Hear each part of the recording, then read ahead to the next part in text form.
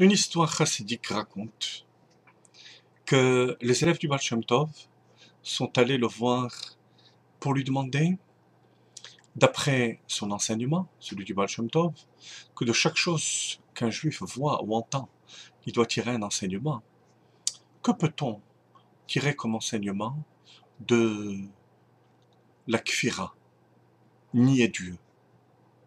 Comment peut-on utiliser le mal, l'absence de bon sens qu'il y a dans le fait de nier Dieu pour avoir détaché?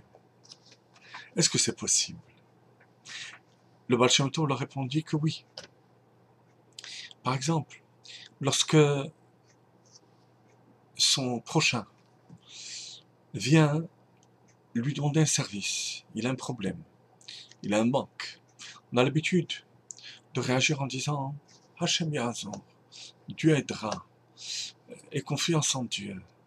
Eh ben non. Dans ces moments-là,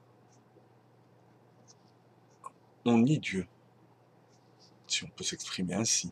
C'est-à-dire que, bien entendu, que tout vient d'Akadosh Baruch Hu.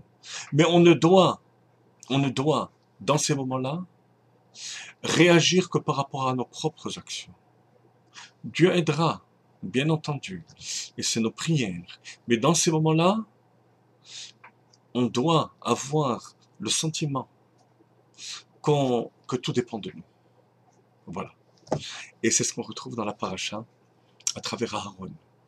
Bé'alotra, l'allumage de la menorah, par rapport à cette fonction d'Aaron, le pasuk dit Vaya'asken Aaron. Aaron fit exactement ce que Dieu lui dit, et Rachid de nous dire Magid Shivro shel Aaron sheloshina. On te raconte la gloire d'Aaron, qui n'a en rien modifié de l'ordre divin. Alors bien entendu, les commentateurs se posent la question, ça c'est le shvach d'Aaron, c'est ça la qualité d'Aaron, de ne pas modifier.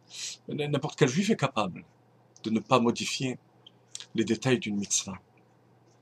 La réponse est la suivante. À l'instar de l'histoire qu'on a racontée, Aaron était conscient que toute l'histoire de la menorah était une histoire surnaturelle. Pour sa fabrication, il a fallu jeter le kikar d'or et elle s'est formée d'elle-même. Naasit me'eleha. La lumière que projetait la menorah était une lumière surnaturelle. Aïdout lechol ba'e olam sheshchina shora b'Israël. Lorsque n'importe qui voyait la lumière de la menorah diffusée du Echal, il avait le sentiment, la certitude que la Shrina résidait dans cet endroit. Il s'agissait donc d'une lumière spirituelle, d'une lumière surnaturelle. Alors, dans un monde surnaturel, quelle importance donner à l'action de l'homme? La Chassidoute explique, et c'est basé sur le Zohar, qui est ce qu'on appelle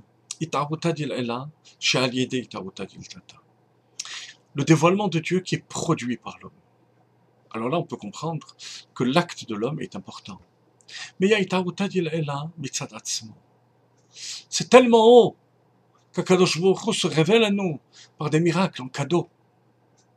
Alors, difficile dans ces conditions d'agir et d'agir dans les détails exactement comme ce que Dieu nous a ordonné de le faire.